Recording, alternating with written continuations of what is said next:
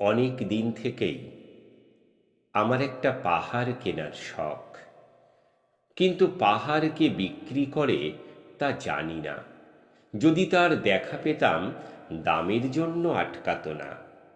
আমার নিজস্ব একটা নদী আছে, সেটা দিয়ে দিতাম পাহাড়টার বদলে। কে না জানে পাহাড়ের চেয়ে নদীর দামই বেশি। পাহাড় স্থাণু, নদী বহমান। তবু আমি নদীর বদলে পাহাড়ই কিনতাম, কারণ আমি ঠকতে চাই। নদীটাও অবশ্য আমি কিনেছিলাম একটা দ্বীপের বদলে। ছেলেবেলায় আমার বেশ ছোট্ট খাট্ট ছিমছাম একটা দ্বীপ ছিল, সেখানে অসংখ্য প্রজাপতি। শৈশবে দ্বীপটি ছিল বড় প্রিয়।